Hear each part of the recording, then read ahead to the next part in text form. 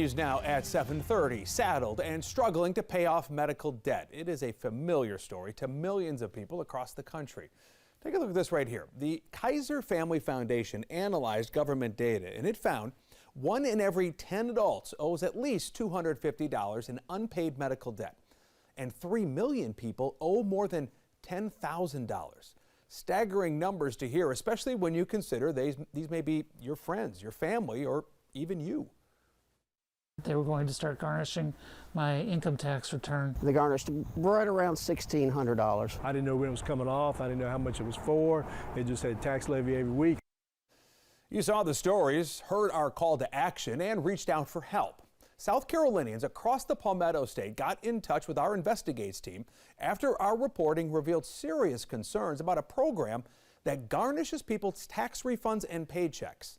Because you reached out to us, we found even more troubling stories of hospitals and medical facilities garnishing people without providing legal notice ahead of time or even giving people a chance to pay it off on their own. WBTV investigative reporter David Hodges drove across South Carolina to hear from you and filed this report from Columbia, where some residents are calling on state leaders to pay attention and do something.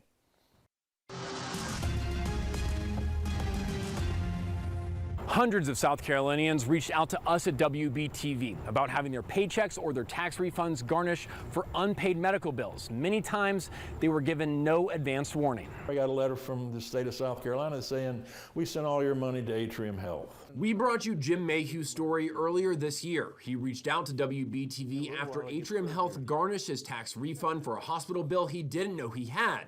And they did it without warning. I should have gotten a notice that there was something wrong in the system long before they went after the money. And then all of a sudden they took our tax return, and that was the end of it. More than 150 people reached out to WBTV.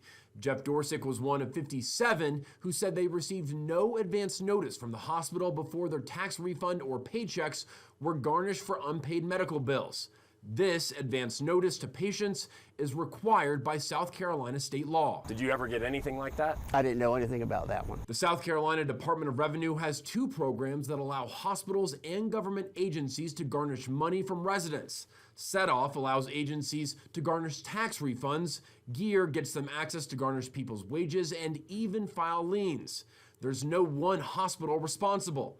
Data from the South Carolina Department of Revenue shows more than $390 million were garnished from South Carolinians from 2018 through 2021 by dozens of different hospitals. WBTV previously spoke with attorney Fred File about the lack of accountability in the programs. I just feel that someone needs to take responsibility for this. And right now, it doesn't seem that there is any oversight. Because so many of you reached out to WBTV, we now have a better idea of just how much easier it is for hospitals to garnish people's money than work with patients to pay off medical debt. To be honest, the price was no object at that point. I thought I could lose my wife. Dan Quigley's wife went to the hospital several times because of a serious condition that led to sepsis. The medical bills were astronomical even after his wife's insurance, and they went from collections to having their tax refund garnished. I think that when they take it out next year, that'll probably come close to wiping out my debt. But Quigley was in the military, as his son and 4 generations of his family are, sacrifice and service to this country. So he has TRICARE health insurance. It was only when Quigley took his wife to a different medical facility did he learn that TRICARE could have covered his wife's bills. And I said, hey, look, they took TRICARE, why didn't you? And they said, well, you never told us about it. And I said, well, I'm telling you now. The first bill I got, they said insurance not found, uninsured. They gave me a bill for $25,000. Chris Smith took an ambulance to the hospital after a slip and fall left him unconscious. He is insured and says he thought he squared away with the hospital and the ambulance service that he was covered. They sent a letter saying that they're going to take the tax refund. Smith says the hospital did properly notice him he would be garnished, but the ambulance service did not. So when his paycheck was hundreds of dollars lighter in the middle of the pandemic, it was a shock. They gave me no warning whatsoever. It showed up on my paycheck. All 3 men said they've tried working with the hospitals to set up a payment plan, but have been denied. I guess after 2 years, they wanted the $3,000 quickly. Does it discourage you from going to the hospital in the future? It does. WBTV previously reached out to the South Carolina Department of Revenue about the lack of oversight in the set-off and gear programs. A spokesperson wrote in an email that any additional oversight would be determined by the South Carolina General Assembly. The governor of South Carolina needs to step up. The State House needs to step up and close the loophole.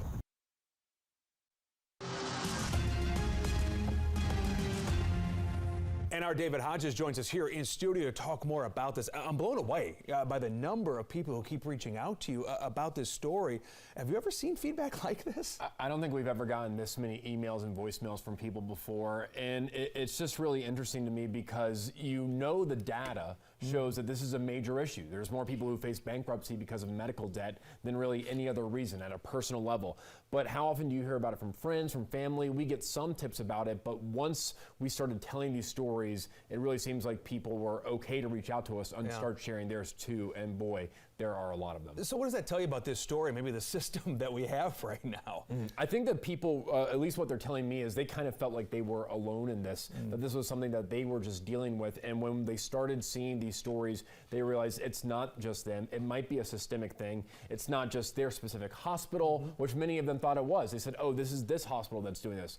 It's every hospital across the entire state of North Carolina and even South Carolina, excuse me, and even into North Carolina and into Georgia. Some of those hospitals are also utilizing the system to garnish people's tax refunds as well as their wages. So the lack of oversight is mentioned in your reporting on this. What does that mean? How is that impacting people? The South Carolina Department of Revenue is saying that they just really don't have the tools or the wording in the law in order for them to say, hey, hospitals, we know you're sending us this information, but we need you to send more to actually verify this. We're hearing from some people that 1 year it'll say they owe nothing on their account anymore, and then the next year they'll be garnished again. They will have no advance notice that their wages are going to be docked and taken for these medical bills, or that their tax refund will be docked and taken for these medical bills. That is required by law, but the South Carolina Department of Revenue is saying it's not really in our hands to do anything about this, so whose job is it? How are people to plan? If you don't know if your wages are suddenly going to get garnished, you've got a mortgage payment, you got to keep the lights on. Well, one gentleman told me it was the same week that he had his tax refund taken as well as his wages docked for an ambulance bill. He knew about the tax refund coming, but the ambulance bill, he says he received no advance warning, so his money in his pocket was about $400, $500 lighter than what he was expecting at the time. Mortgage, water bill, electric bill. These are things that I use that money for. It's incredibly important. It's everyday life, yeah, and to not have any advance notice is just beyond the pale. We appreciate putting a spotlight on this and sharing it with the viewers tonight. David, appreciate it. Thanks for coming by. No problem, Jamie. You can read all of David's reporting on this. Just head to our website, WBTV.com.